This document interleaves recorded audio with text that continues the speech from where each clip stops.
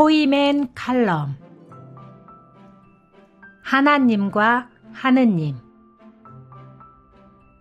오늘은 하나님과 하느님의 차이점에 대해서 알아보겠습니다. 인류가 시작되면서 인간의 능력으로 다스릴 수도 이해할 수도 없는 일에 어떤 초월 존재가 개입되어 있다는 의식이 싹트기 시작하였고, 초월적인 존재를 두려워하고 숭상하게 되었습니다. 그 무한한 세계를 다스리는 초월 존재를 지칭하는 단어가 자연스레 생기게 되었습니다. 초월 존재에 대한 두려움과 숭배는 동양과 서양을 막론하고 고대 유물과 각 민족의 전승 신화로서 그 실상이 명백하게 밝혀지고 있습니다. 초월 존재를 부르는 단어에는 크게 두 가지로 분류할 수 있는데, 대표적인 호칭이 하느님과 신이라고 할 수 있습니다. 민족마다 초월 존재에 대한 두 가지 의식을 가지고 있는데, 만물을 다스리는 절대적인 분이 유일하다고 생각하는 유일신 사상과 반면에 다양한 초월적 존재, 즉 환경이나 행위마다 길, 흉, 화복을 직접 다스리는 신들이 있다고 생각하는 범신 사상입니다. 이렇게 서로 다른 관념은 세계 대부분의 언어에서 나타나는데, 영어에서는 유일신을 God, God로, 범신을 DEITY, Deity로 표기하고 있습니다. 최근에는 동서양을 막론하고 종교적 초월 존재를 인정하는 민족들마다 유일신과 범신 관념이 혼재된 까닭에 사람들이 진정한 진리를 깨닫는 데 어려움이 생겼습니다.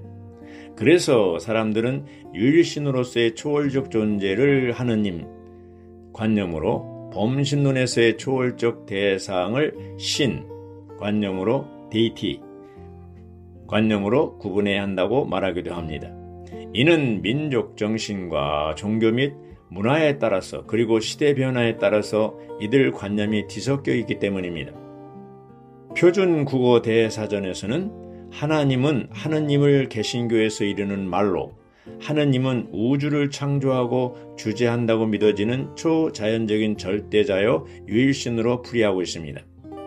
동양 문화권에 속하는 중국이나 우리나라는 옛날부터 하늘을 초자연적 능력이나 힘을 지닌 존재로 여겼으며, 여기에 어떠한 신을 가리킬 때는 하늘 플러스 님, 하늘님이라고 했습니다. 하느님이라는 단어의 어원은 하늘입니다. 한국인, 중국인, 일본인 등은 오래전부터 하늘을 절대적이고 지고한 존재로 인식하는 사상이 있었습니다. 이들 국가의 천손 사상 또한 이러한 맥락과 관련이 있으며, 중화 사상에서의 천자, 일본의 천황 모두 이러한 사상에 기원하고 있습니다. 이러한 하늘의 존칭전미사 님자를 붙여 하느님이라는 말이 생겨나게 된 것입니다. 하나님은 절대적 최고자, 만물의 창조자, 만물의 주재자 등을 가리킵니다. 일반적으로 세상을 창조한 창조주를 지칭하는 말로서 유대계에서는 유일신 여호와를 성부 하나님만을 가리키는 반면, 현대의 주류 개신교에서 하나님은 성부 하나님, 성자 하나님, 성령 하나님 이 셋을 가리킵니다. 하나님이라고 번역되는 히브리어 단어로는 엘로힘과 여호와, 야훼가 있습니다. 이를 한자어 천주로 번역하고 다시 근대 한국어 하나님과 하느님으로 번역한 것입니다. 현대 한국어의 국어사전에서는 두 단어를 모두 수록하고 있으며, 한글 맞춤법 통일안에 따르는 국립국어원의 표준 국어대사전에서는 하느님과 하나님을 둘 다 표준으로 정하고 있습니다.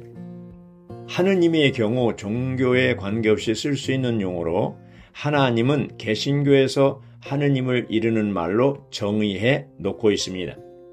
대부분의 개신교에서는 하느님보다는 하나님으로 호칭하기를 선호합니다.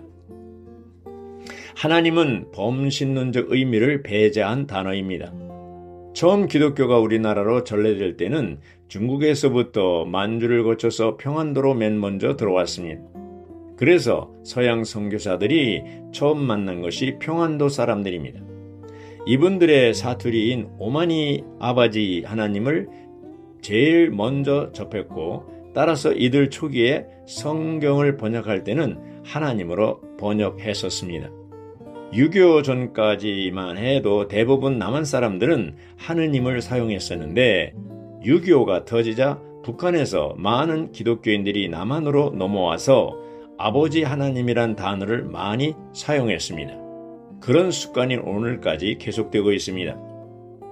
현재 하느님이라는 용어를 사용하는 단체는 가톨릭교회, 성공회, 히랍종교회, 여호와 증인 등이 있습니다.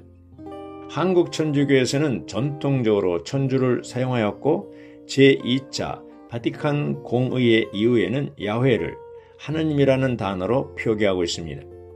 현재 천주교에서는 하느님과 천주 모두 교회의 공식 용어로 인정되고 있는데, 주로 하느님을 보편적으로 사용하면서 때에 따라 천주를 병용합니다. 성공회의 경우 1965년판 공동기도문에서는 천주로, 2004년판 공동기도문에서는 하느님으로 표기하고 있습니다. 헬라의 theos, 영어의 God, god를 로마 천주교에서는 하느님으로, 개신교에서는 하나님으로 번역했습니다. 하느님이란 말이 가장 처음 나온 것은 최초로 한국어 성경 번역판인 예수성교 누가복음입니다. 하느님은 1882년 청나라 심양에서 선교사 존 로스 목사와 번역팀이 사용하였습니다. 로스 목사는 선교 보고서에서 하늘과 님의 합성어인 하느님이 가장 적합한 번역어일 것이라고 보고하였습니다. 이렇게 예수 성교 누가복음의 1882년 판에는 하느님이라는 용어를 사용하였으나 1883년 판에서는 하나님이라는 용어도 함께 병용하고 있습니다. 초창기 개신교 신자들은 그들이 번역어로서 하나님을 사용할 때조차 하늘님을 생각했던 것이지, 오늘날의 개신교 신자들처럼 하나님을 생각했던 것은 아닙니다.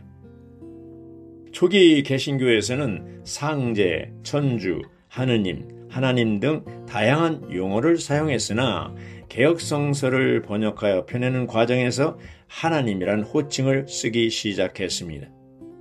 1977년 공동번역성서에서는 당시 표준어였던 하느님으로 표기하였습니다.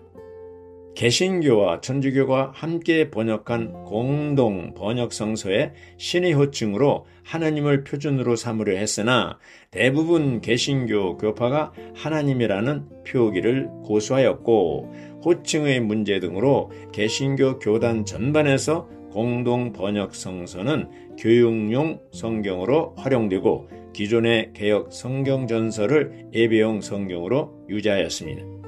왜냐하면 하나님이란 명칭이 유일신의 의미가 강한 데다 하나님이라 부르던 기존 습관을 바꾸기 힘들었기 때문입니다.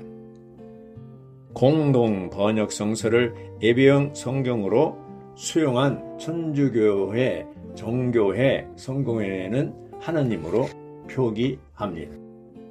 천주교가 조선에 들어오면서 그리스도교의 신을 한국어로 옮기기 위해 하느님이라는 호칭을 처음으로 사용하기 시작했습니다.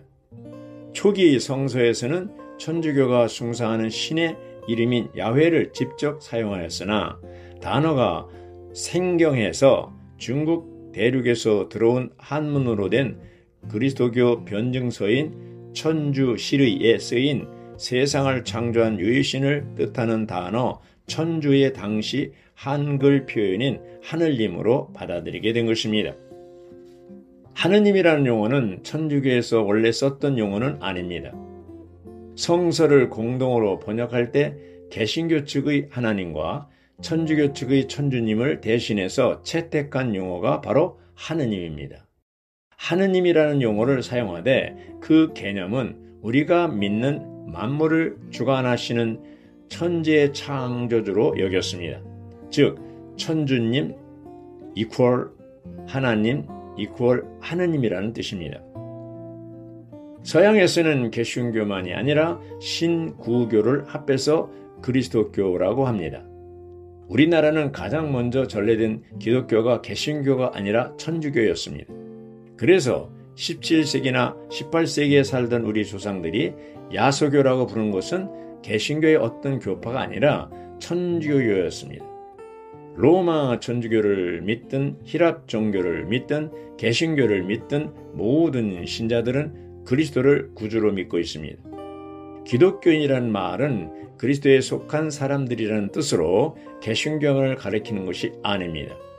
한국에서만 개신교로 지칭하는 독특한 관행일 뿐입니다. 기독교의 특성인 절대신앙적 측면에서 그 의미하는 바대로 따진다면 하나님이 더욱 합당한 말입니다. 근본적으로 기독교는 다른 신이나 다른 신앙을 인정하지 않는 유일신 사상을 갖고 있기 때문입니다. 하느님이라는 말로서는 기독교 신앙의 의미와 특수성을 전달하는 데 한계가 있을 수 있습니다. 왜냐하면 기독교의 하나님은 하늘에서만 계시는 분이 아니고 땅에도 계시는 분이기 때문입니다. 하지만 기독교 신앙의 특수성을 배제하고 언어학적인 관점에서 본다면 하느님이라는 말이 더욱 보편타당하다고 할 수 있습니다. 애국가에서는 하느님이 보호하사로 되어 있습니다. 그러므로 무엇을 선택하고 사용하느냐는 개인의 자유인 것입니다. 아멘.